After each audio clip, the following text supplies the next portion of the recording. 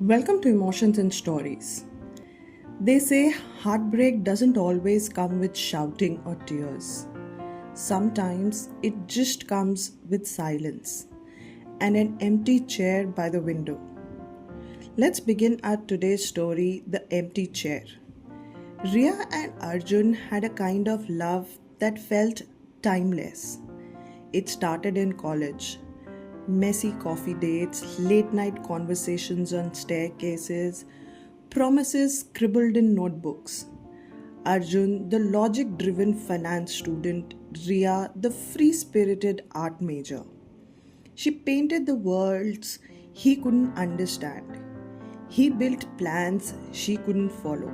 And yet, they met in the middle, always. After graduation, they moved in together into a rented one bedroom flat with leaky faucets and flickering lights. But to them, it was magic.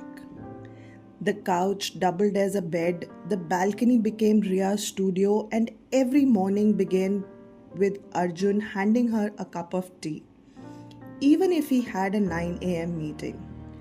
Their love was ordinary, but in all the best ways. Then life happened. Jobs grew demanding, Ria's commissions slowed, Arjun's deadlines multiplied. Evenings became quieter, fewer kisses, less laughter. But Ria didn't worry. She believed in phases. She believed in him. Until she found a message on his smartwatch. It wasn't explicit, just a simple line. Missing you today. Last night was unforgettable. The contact was saved as Ankit work, a clever lie wrapped in brackets.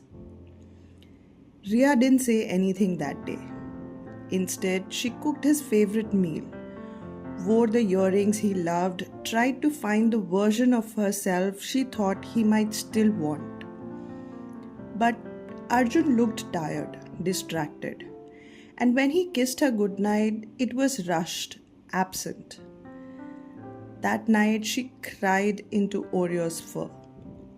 Their adopted black and white mutt who always knew when something was wrong. Days turned into weeks. She became a stranger in her own home, tracing invisible cracks in the walls. Every time Arjun smiled at his phone, she wondered if it was her or the other her, the one she didn't know. Finally, one evening, while they sat in silence eating pasta, Ria asked, Is there someone else, Arjun? He dropped his fork, looked at her, and blinked slowly. It it wasn't serious.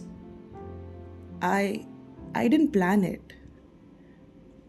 That was the thing about betrayal. It didn't always come screaming. Sometimes it whispered.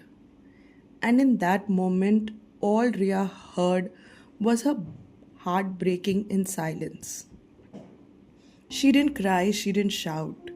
She just stood up, walked to the window, their favorite spot, and said, This place was ours. Every corner, every morning. Now, it just feels like I'm living with a stranger who still has your face. She left that night. Arjun didn't stop her. Maybe he thought she would come back. Maybe he believed he still had time. But the next morning, when he woke up, the house echoed differently. Her clothes were gone, her brushes, the little post-it notes on her mirror, and so was Oreo. Only one thing she left behind was the wooden chair by the window, hers, pulled out as if she had just gotten up to make tea and never returned. On the seat, a note written in blue ink. I used to imagine us growing old here. You reading the paper, me painting the sunset from this very chair. But now, this chair will always be empty. just like the part of me you hollowed out. Ria built herself in pieces. She traveled, painted, and opened her own art studio in a sleepy hill town. People loved her work. It was raw, haunting, honest. She never remarried, never dated again. But she smiled more now, talked to strangers, gave art classes to children. One of her most famous paintings hung in the center of a gallery. It was called The Empty Chair. The canvas showed a dimly lit room, 2 cups of tea on a table, a loyal dog curled up, and a single chair, vacant with sunlight falling on it. Underneath, a small placard read, "Not all goodbyes allowed. Some just pull the chair out from under you and leave you staring at an empty space that once held your entire world."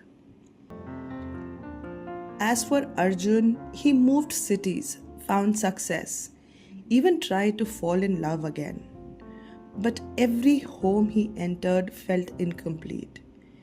Every quiet Sunday reminded him of Ria's laughter echoing through their old flat. Sometimes he would wake up thinking he heard Oreo barking, and sometimes he would dream of her standing by the window painting the sky. He tried visiting her gallery once, stood across the street.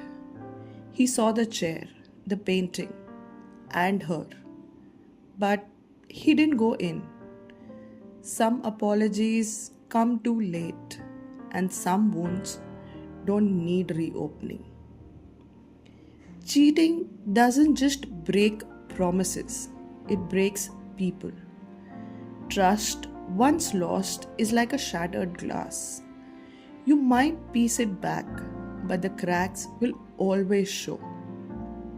Sometimes the greatest pain isn't in the betrayal itself, but realizing you loved someone who didn't love you enough to stay loyal. I hope you enjoyed today's story. Do let us know in the comments what you think about it. Thank you.